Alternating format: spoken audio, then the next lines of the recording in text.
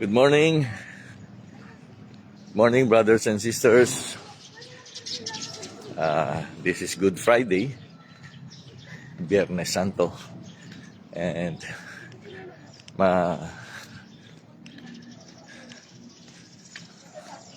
mararamdaman naman talaga natin ngayon that this Holy Week tradition is being observed by Christians everywhere. So, dito ako sa Dasmariñas Walkway. Okay. Sabi ni Pe, huwag masyado ako magpainit. But just to conclude on the last three words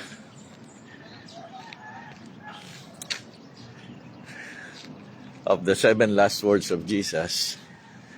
So, ito nga mga kapatid, no? Good morning, brothers and sisters. Rado daw. Rado. Nababalik. Good morning, friends. So,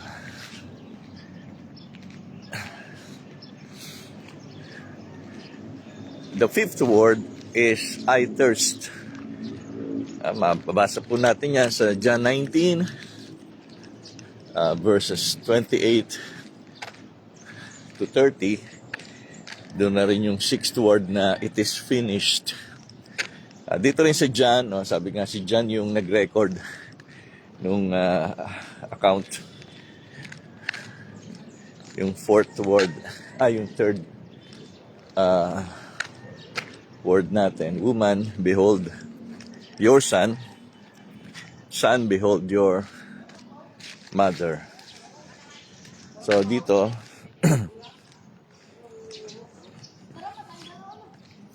basahin natin yung text natin.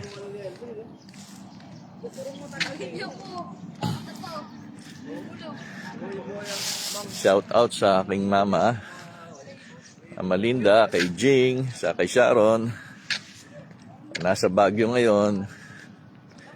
Huwag niyong kalimutan yung aking pasalubong.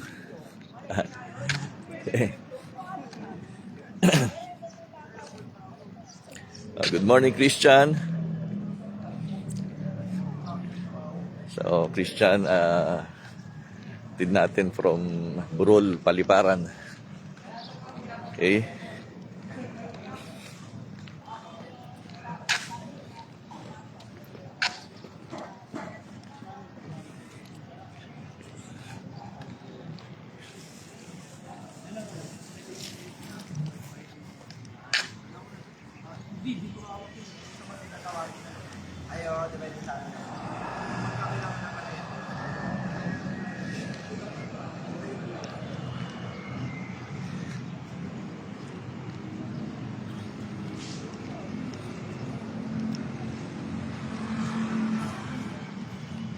Ito yun, no? So, simulan ko doon sa yung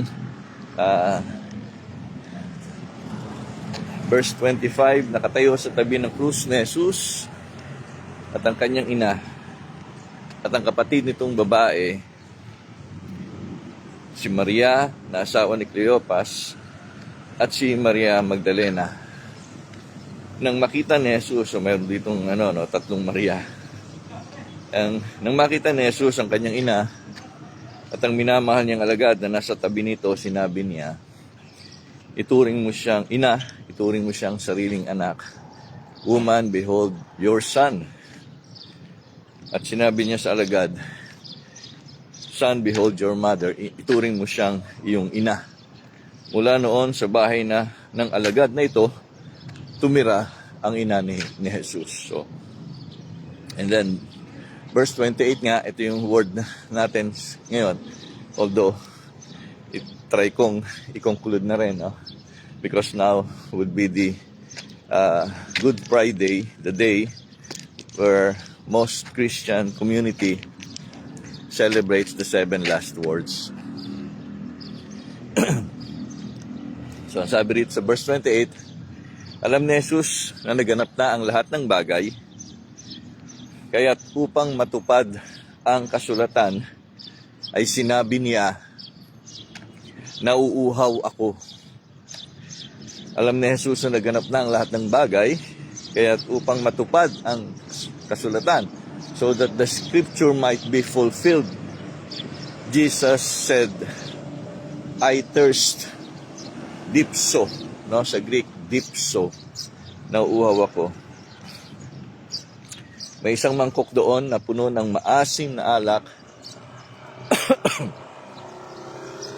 Inilubog nila rito ang isang espongha. Ikinabit iyon sa isang tangkay ng hisopo at idiniit sa kanyang bibig. Verse 30, nang masipsip na ni Jesus ang alak, sinabi niya, naganap na. It is finished. It is finished. Na? So the word naganap na, it is finished, binanggit niya rin yun sa verse 28, no? Alam ni Jesus na naganap na ang lahat ng bagay. And they are same words, no? Tetelestai. Tetelestai, present, indicative, middle, or passive. Alam ni Jesus na naganap na ang lahat ng bagay. Upang matupad ang kasulatan, ay sinabi niya, nauuhaw ako. Then, nang masipsip na ni Jesus, verse 30, ang alak, sinabi niya, naganap na. Iniyuko niya ang kanyang ulo at nalagot ang kanyang hininga. No?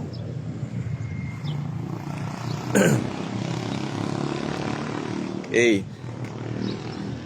Then yung last word, Father, into thy hands I commit my spirit. Yun naman ay makikita po sa Luke chapter 23. So mamaya na yun. Now,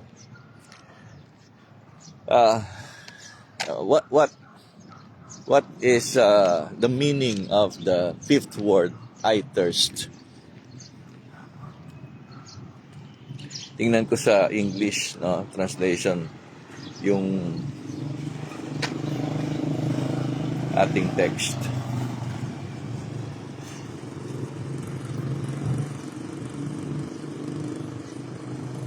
Yan. NIV and New King James. Ito, tingnan ko kung may difference.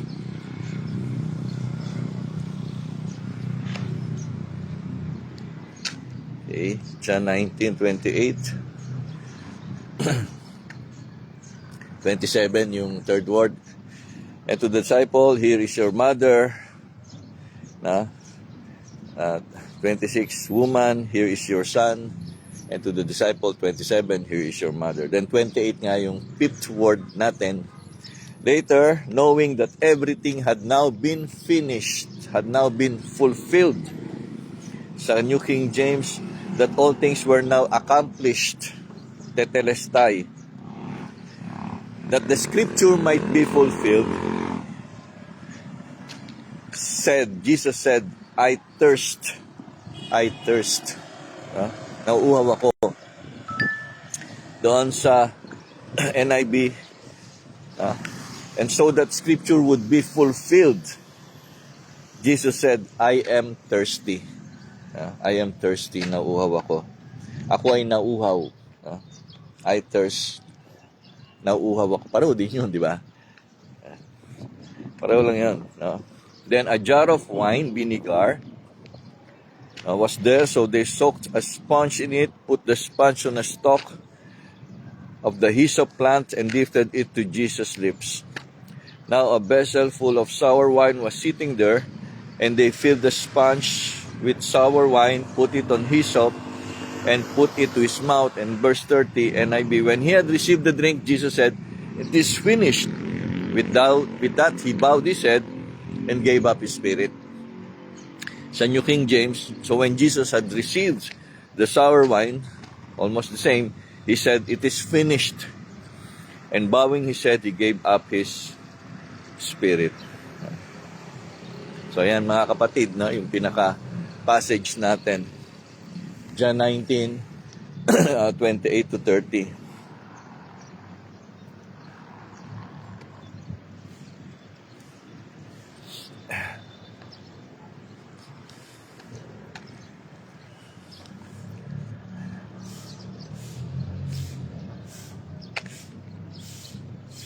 Tingnan natin sa Greek, no? Yung ating mga words dito.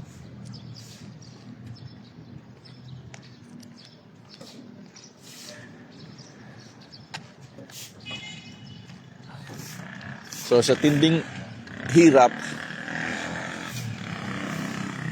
that would be one of the reasons for that statement, ithers, sa tinding hirap, mga kapatid, di ba? So alam naman natin how great the suffering was, the physical suffering was. So for that kind of suffering, nandun talaga yung, sabi nga, almost yung mga blood vessels niya nag-burst na. So the need for water, the need for water ay talagang matindi. Sa Psalm 22 nga, parang yung kanyang dila ay dumidikit na, sa kanyang gilagid, sa kanyang alang-ala. Natutuyo na talaga no? So, he needed water.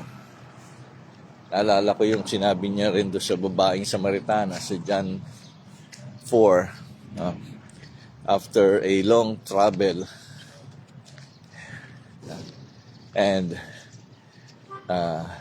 he sat by the well of Jacob and asked the woman who was there, the Samaritan woman, give me to drink. Yun ang sabi niya. Bigyan mo ako ng mainom. Then later on, sinabi niya sa babae, ang iinom sa balong ito ay mauuhaw pa rin. No? Mauuhaw at mauuhaw pa din. But the water that I will give you,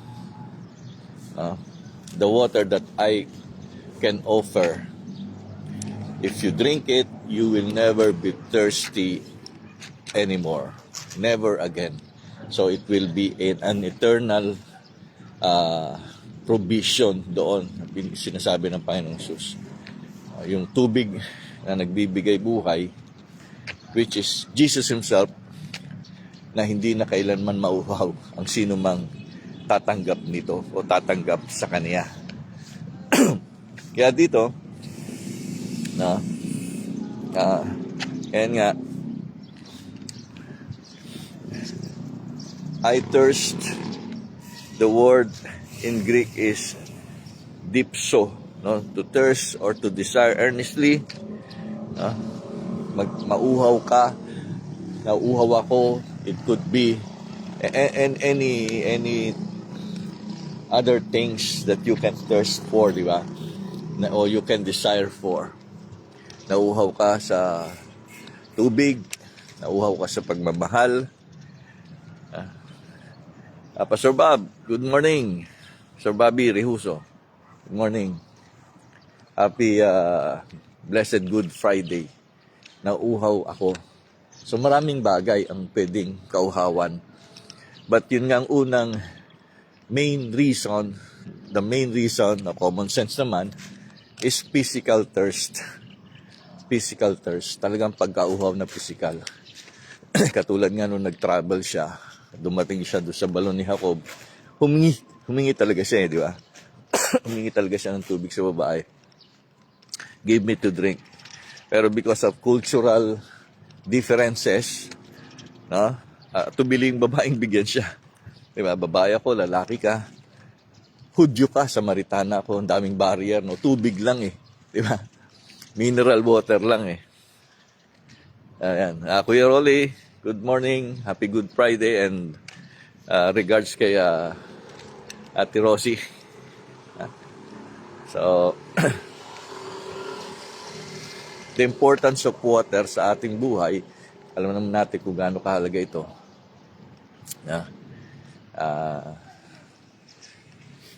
And ngayon, hindi natin masyadong napapansin na, no? Na yung tubig na iniinom natin ay almost parang sing mahal na ng gasolina, no? Na kailangan ng aking sasakyan. o ng sasakyan. Kasi hindi lang natin napapansin, di ba? Ngayon, yung isang galong tubig, ah, ah, yung sa mga nagtitinda ng mineral, no? Yung may mga mineral station, di ba? Water station, 30 pesos ang pinakamura. Pwera pa yung mga di ba? Yung mga bottled water, 20 pesos, 10 pesos. Maibsan lang ang uhaw mo. Yung iba may mga lasa pa, di ba? Yung blue. Ayan, paborito ko yung blue. May flavor. Yung Pocari Sweat. Ayan, hindi lang siya mineral water, kundi katulong din daw yan sa mga diabetic at sa mga dehydrated. No? Ganoon, di ba? Ganoon yung cost of water today. Alam nyo ba na sa Israel, itong mga tinatawag na Israel wars, no? Israel-Arab wars, ay ang isa sa mga pinag-aawayan niyan ay tubig, no? Yung Jordan River, no? Yung Sea of Galilee, kasi very scarce ang source of water nila diyan eh. Kaya nga, di ba, disyerto yan eh. Yung Arab desert na yan. And yung palibot pa niyan. So the need for water is great in that territory. So physical water is of importance today. Pinaglalaban din natin yan. Yung iba nga nagrereklamo sa prime water. So, kasi prime water yung connection namin dito eh. Dati ano ba dati? Maynilad, no? Or Manila Water, Daska, ayan, nung Dasmariñas pa may-ari, kaso ngayon bilyar na, di ba? So marami nagrereklamo kasi biglang tumaas ang singil ng tubig. Yung iba naman parang rasyon yung tubig sa kanila. And napakahalaga, di ba? Tulad kay umaga, nakaligo na ako. No? Mamaya maglalabas si Fe. Kailangan yun, di ba? Napakahalaga. So nagre-reklamo tayo pag walang tubig, pag mahina ang tubig, pag marumi ang tubig, no? Because our body needs it. Ilang percent ba ang water sa katawan natin? Mas marami pa yata, di ba? No? Kaysa sa ibang elements. Yung creation, no? Yung Hashamayim, heavens, and Mayim, no? Earth. The earth is consists of body of waters. The heavens also consist of body of waters, no?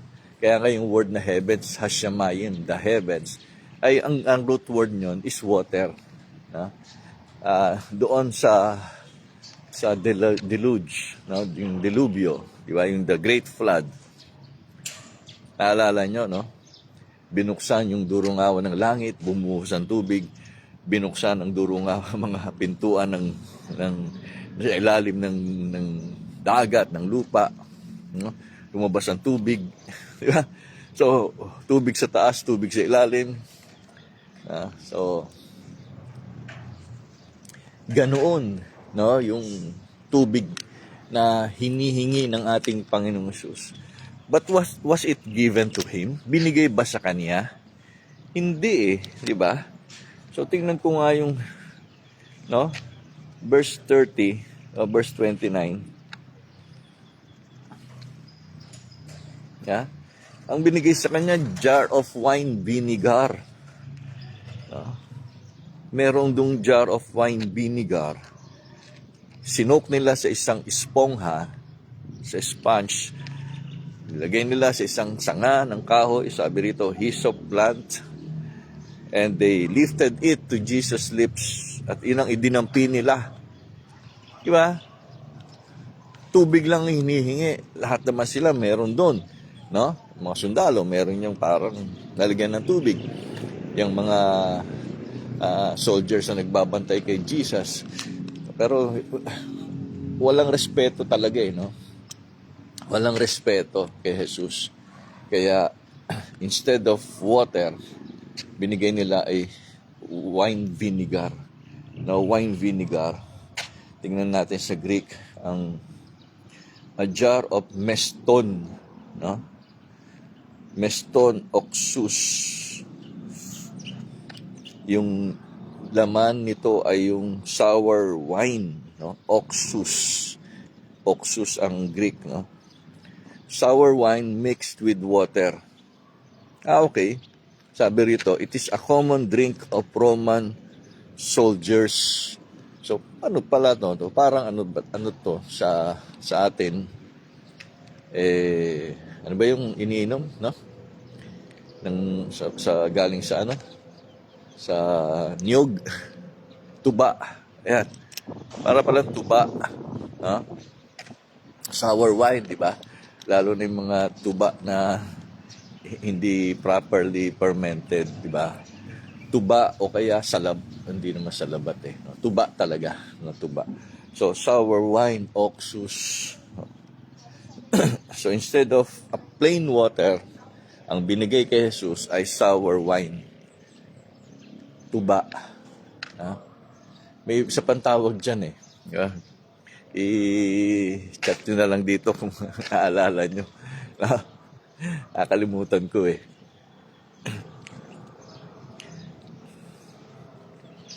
So, kaya,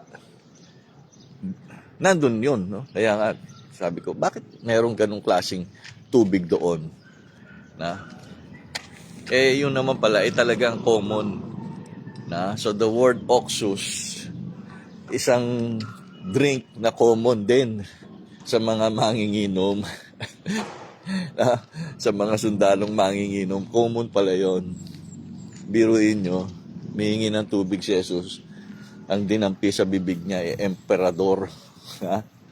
Ang dinampi sa bibig niya ay tuba. So, gaanong disrespect yan, di ba? Gaanong pang alipusta ng pagkatao talaga ni Jesus. So, that's why we can come to the second possible meaning of that thirsting, and that is a spiritual thirst. I thirst. Nauhaw ako sa paggalang ng tao sa akin. Nauhaw ako sa pagtitiwala ng mga tao sa akin. Nauhaw ako sa pagkilala, pag-appreciate. Maraming kinauhawan ng Diyos sa atin na hindi natin na re-realized. Marami tayong pagkukulang sa Kanya. And that would be one of the spiritualization to, no, mga kapatid. But again, the third importance of that I thirst is for the fulfillment of the Scripture.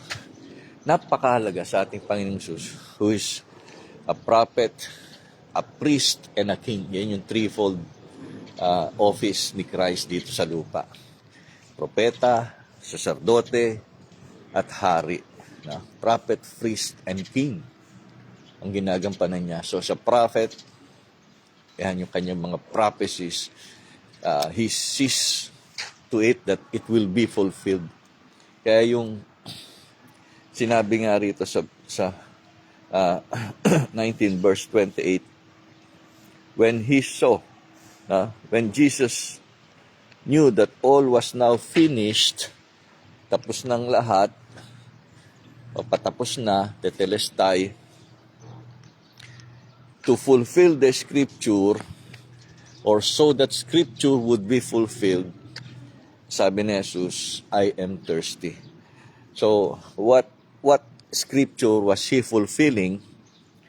Sabi doon, ito daw yung nando sa Psalm 69. Tingnan natin.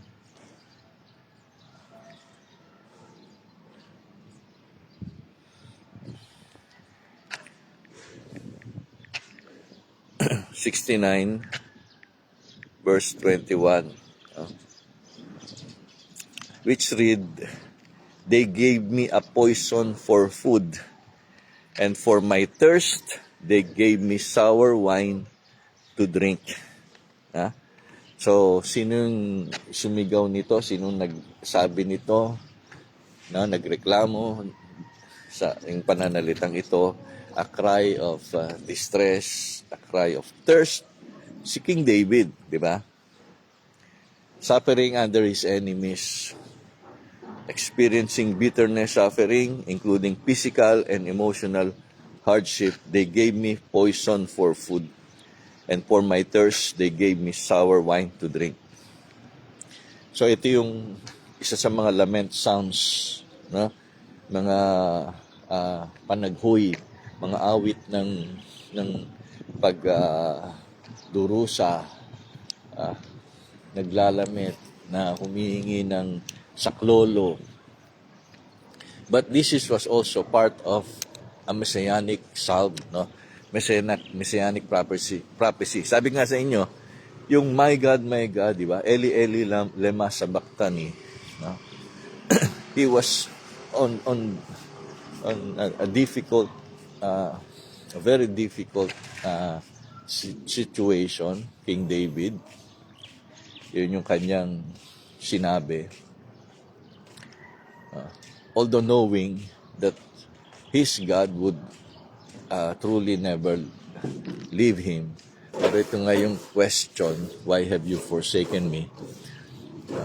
To the fact that ito yung kanyang talagang naranasan physically, and question to na kanyang spiritu, na ang expectations niya ay kaagad-agad na nandoon ang tulong ng Panginoon, kasi lagi namang ganoon, pero bakit parang wala? And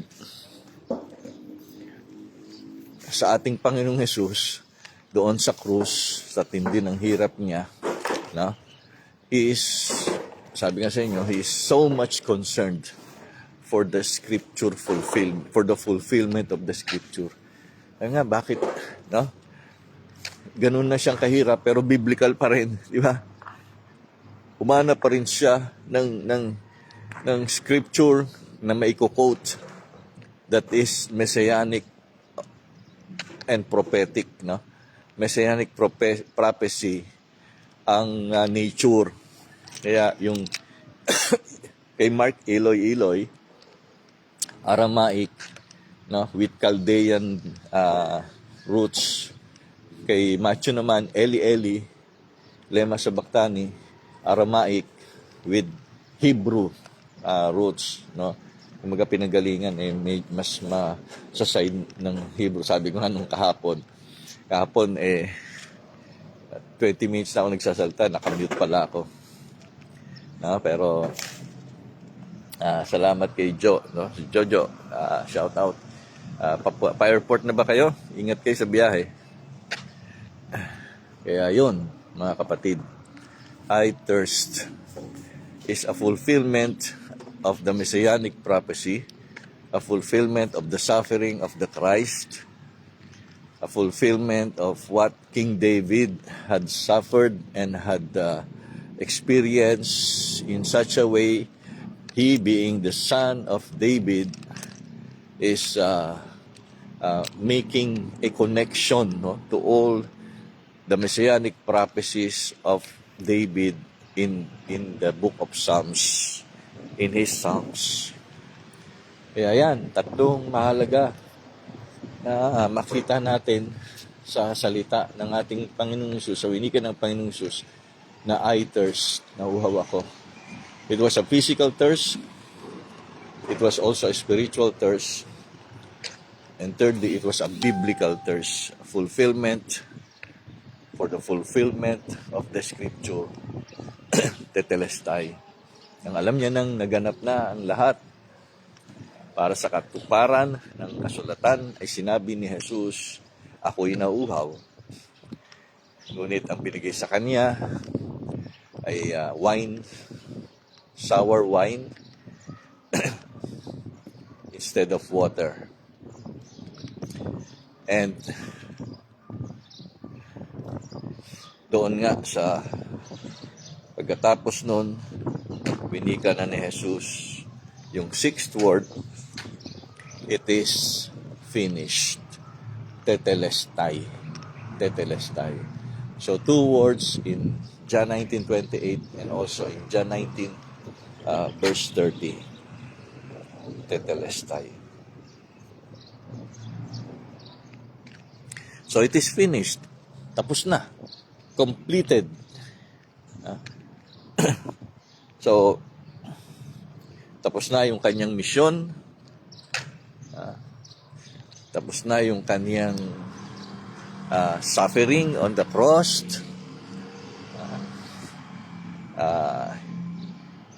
Tapos na yung kanyang pagkauhaw.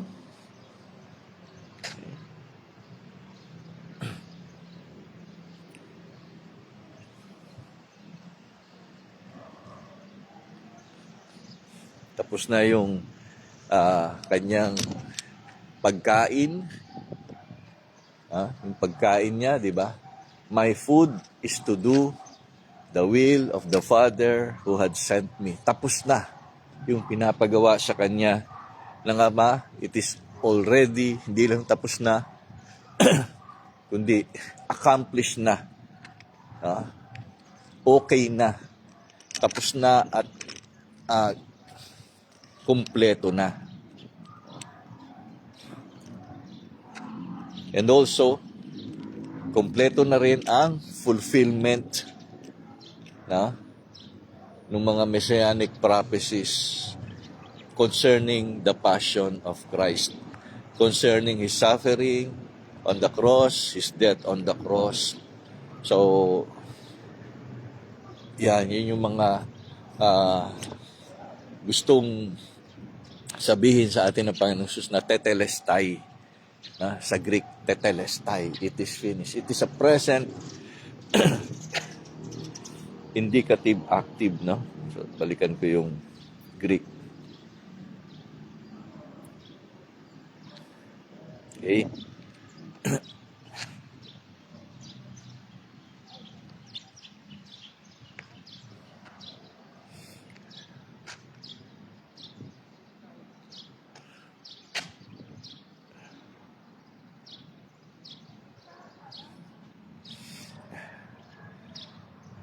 Siyempre, most of all, tapos na yung work of salvation, work of redemption.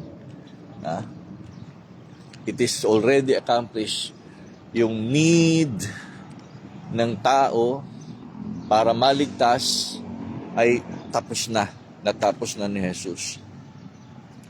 Yung kabayaran ng kasalanan, He has already accomplished it. So, nung matanggap niya na nung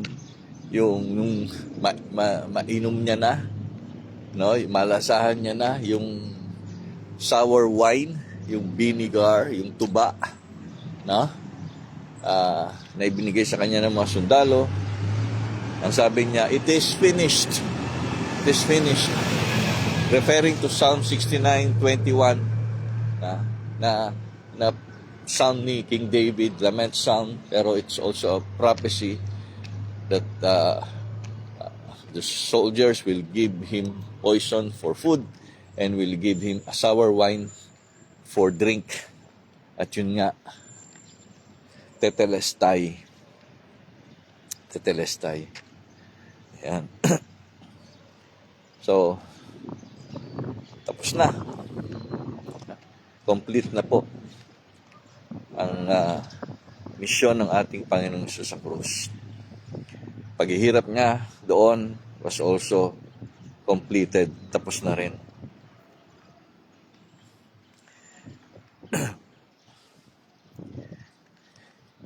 So it was not just a statement of completion, diba? But it's also a statement of victory. Ayan. Statement of victory.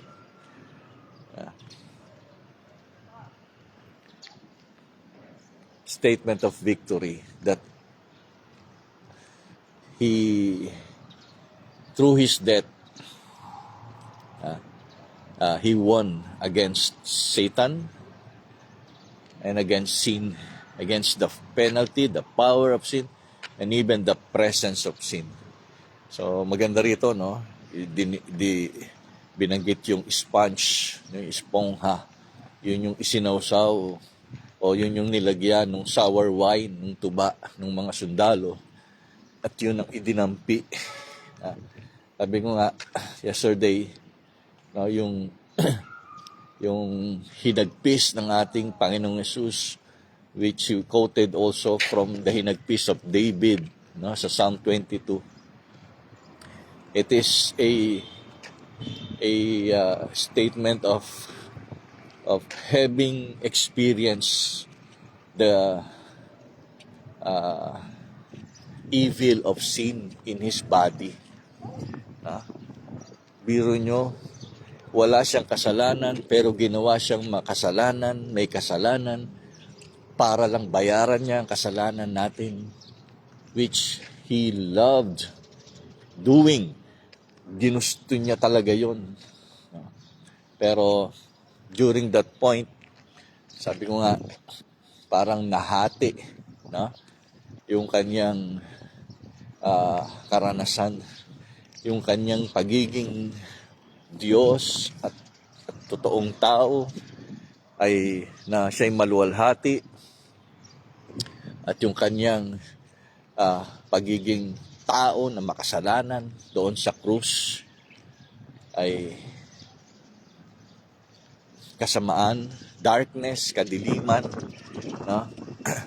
So nandun yung na-absorb ng Panginoong Jesus, yung sin of mankind, and He paid for it on the cross. He paid for it through His death. Through His death.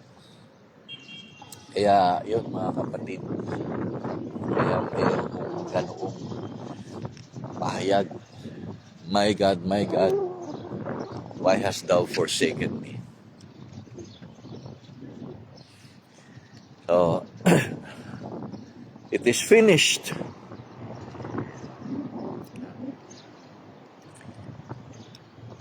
Binayaran na, bayad na. So, pagbayad na, malaya ka na. Diba? Pagbayad na, masaya ka na. Wala ka ng utang eh. Wala ka ng iniisip na utang. And again, alam po natin na ang epekto ng pagbabayad na ito ay through faith and repentance, through our going back to God, through receiving Him, accepting Him, acknowledging Him as Savior, Messiah, King.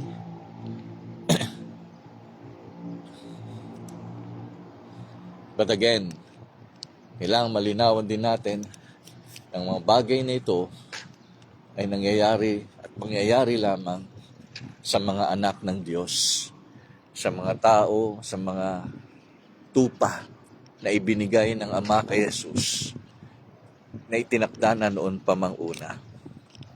So this is the biblical redemption. Pagliligtas ng ating Panginoong Hesus na kailangan niyang gawin para sa ikaligtasan ng kanyang mga anak.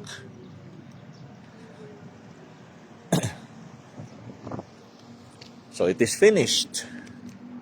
It is finished. Scripture was fulfilled. The mission was accomplished.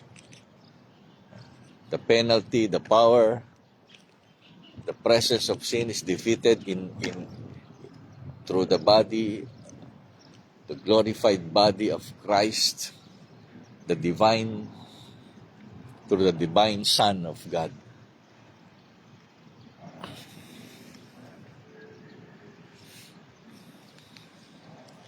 Hopefully, naintindihan natin lubusan ang kahulugan ng dalawang wika na yon, I thirst and it is finished. Yung last of the seven words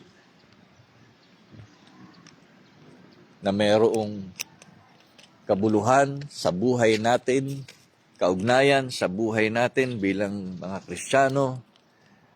We do not remember the 7 last words just for the sake of intellectual knowledge or for the sake of doctrinal knowledge or for the sake of debate, but for the sake of our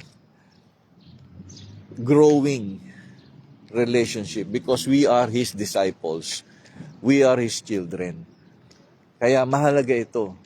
Kaya mahalaga na isa puso talaga natin ito. Kung baga, mula nung bata pa tayo, ipinula na sa atin ang paggalang sa bandila ng Pilipinas. Kinakantahan natin ito ng lupang hinirang. Meron pa nga tayong panatang makabayan. These are the 7 last words of Jesus. Father, forgive them, for they know not what they are doing. Second, today, you will be with me in paradise. Third, woman, behold your son. Son, behold your mother. Ikaapat, my God, why hast thou forsaken me? Ikalima, I thirst. Ikaanim, it is finished. At ikapito, Father, into your hands I commit my spirit. Dahil tapos na, muli tinagubilin niya ang kanyang spiritu sa makapangyarihang kamay ng Ama. This is how the Trinitarian relationship is united in their work of redemption. Ganito nila pinahalagahan at talagang yung kaisahan, ng kanilang pagkilos, ng kanilang work, gawa sa ikaliligtas, noon pa mang plano na nila, yung redemptive plan, noon pa mang bago pa man likhain ang mundong ito, bago pa man iset yung pundasyon ng mundong ito, ay naroon na. Kaya, Father, into your hands I commit my spirit. It's a work, a united work. At pagkilala ni Jesus sa kaisahan nila. The Father had sent the Son. The Son had fulfilled and paid for the penalty, power, and presence of sin. And the Holy Spirit had applied it to our lives. Ina-apply ito ng banal na Espiritu sa ating mga buhay. Ganito kahalaga ang 7 last words, mga kapatid. So, good morning, Ate Hilda. Yung maalala kong Calgary City Hilda, no?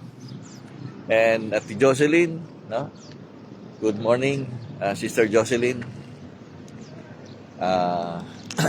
Sabihan kita pag nag-start na yung aming na Zoom class, no? Yung doctrinal class. I-join kita, no? Tayo ni na Elder Iggy, saka yung ilang mga leaders and members ng aming church. So, God bless po, mga kapatid. Nawa ay ma-appreciate natin yung significance ng 7 last words sa buhay ng iglesia, sa misyon ng iglesia, sa pinagagawa ng Panginoon sa atin. Kasi ginawa niya na di ba? Tinapos niya na, sinimulan niya na at tinapos. Now, we are sent to make disciples of all nations. We are sent by Jesus to continue spreading His gospel, the gospel of Christ, the gospel of salvation, the good news of the saving work na ginawa niya, inaccomplish niya doon sa krus. Tetelestai, it is finished. And what a fitting remark, no? Closing remarks, closing words ang sinabi ng Panginoong Hesus.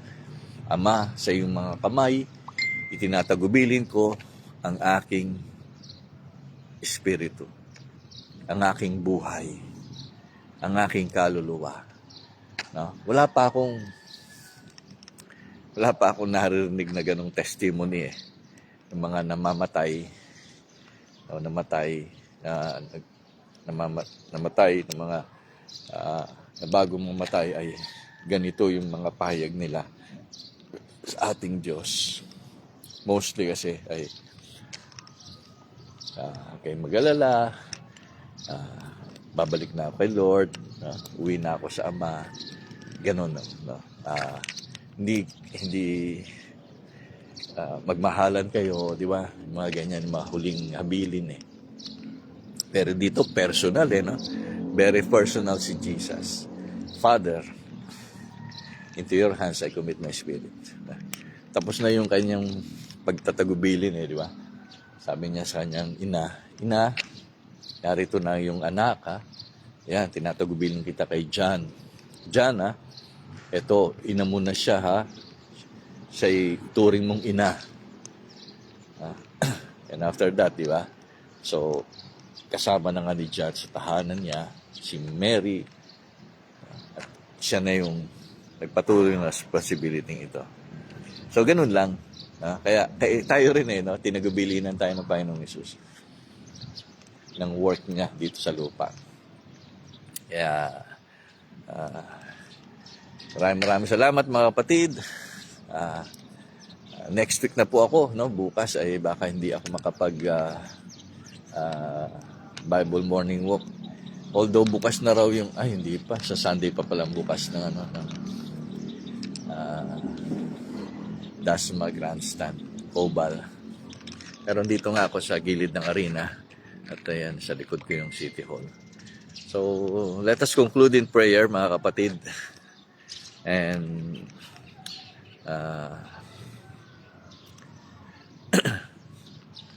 again, yung faith and repentance is also a gift, no? Kasama po yan sa doctrine of grace ng mga Reformed. So, binibigay yan ng Diyos. Biyaya po yan ng Diyos. Na-experience yan, na nagkakaroon ng ganyang kakayahan ng tao once they are regenerated by Christ, by the Holy Spirit. No? The work of the Holy Spirit, yung regeneration. O yung tinatawag nating born again. Pag na-born again ka ng Holy Spirit, then you can now express your faith. Kasi buhay ng Espiritu mo No, dati patay ang Espiritu natin dahil sa kasalanan. Pag binorn again yan ng Spirit, no, siya lang yung decide kung iboborn again kanya o hindi.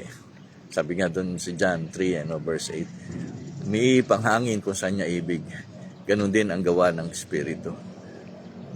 So, He's the one. Kaya ang prayer lang natin sa salvation, mga kapatid. Lord,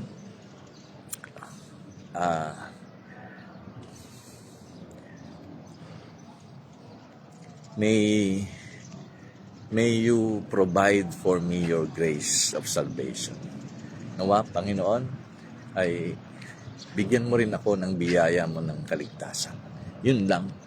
Hindi naman natin pwedeng i-pray, Lord, sinasampalatayanan kita. At dahil dyan, alam kong tatanggapin ko ang biya. Hindi pa pwede yun unless na maborn again ka muna, saka ka lang makakapag-express ng yung faith. Saka mo lang malinaw na matatanggap ang gospel. So yan yung paliwanag ko dyan, Pastor Vic. Yung iba, siguro mamaya, kasi dito ako I have no time to answer your mga comment and query, mga questions. So let's pray. Father God, thank you Lord Jesus, yung pagkilos sa aming buhay, sa pag-alala namin sa linggong ito ng iyong passion, ng iyong mga pagdurusa na iyong ginawa para sa amin sa krus ng Kalbaryo. Pinrovide mo ang salvation para sa iyong mga anak. Thank you Lord. Thank you rin Lord sa lahat ng blessings mo. And nawa Panginoon, mag-grow kami sa knowledge of your word. Mag-grow kami sa anong pwedeng gawin ng salita mo sa buhay namin. Sorry Lord sa mga kasalanan na patuloy pa naming nagagawa. Sorry Lord sa mga mabibigat na nagpapabigat ng puso mo dahil sa aming mga kasalanan. Sorry Lord sa hindi rin namin pagpapahalaga sa iyo. Minsan hindi ka namin nagagalang ng lubusan through our actions, through our mga sarili naming desisyon, sarili naming pagpapasya. So, bless mo po Panginoon yung mga anak to grow in the knowledge and grace of our Lord Jesus Christ. Pray ko din po, Lord, si John at si Maricel sa kanilang sakay ng aeroplano mula San Francisco hanggang dito po sa Pilipinas. Pag-iingat po sa kanila. Ganun din sa tatay ni Maricel na may karamdaman. Patuloy mo din, Panginoong, samahan sila. Kami din dito, Panginoong Jesus. Ang yung mga anak, biyaan mo din, Panginoon, ng aming mga physical needs. Alam ko, mahalaga rin po yun. Katulad ng kapayagan mo, nauuhaw ako. Sometimes, mga bagay na physical ay kailangan mo. Pero laging spiritual ang aming binibigay. Nangangailangan ka ng pagtulong namin sa iyong gawain sa church physically. Pero hindi kami nagtumutugon. Nauhaw ka sa aming mga offerings, physical offerings, hindi lang sa spiritual offerings, but also even in material things that we could have provided for your church, for your ministry. Kaya nawa Panginoon na maging wake-up call din sa amin ito. Kasi nangailangan ka din ng tubig nangailangan ka, nauhaw ka. Pero iba binigay sa iyo So, minsan ganun din kami minsan sa church. Instead of providing for your church, iba yung aming binibigay o minsan nga wala pa kaming binibigay. Kaya, sorry din Lord sa mga ganung pagkukulang namin. Thank you Lord. So, purihin ka. Salamat po sa magandang umagang ito. God bless, Ate Ningning. God bless sa iyo. God bless po, Ate Jocelyn, Ate Gilda. Panginoon magpala po sa inyo. Christian, Pastor Bobby, Pastor Vic. God bless po sa inyong lahat. Pastor, ganun din sa aking buong sambahayan. Good morning, mga brothers and sisters. Good morning, mga friends. Ito po ang ating Bible Morning Walk ngayong Good Friday.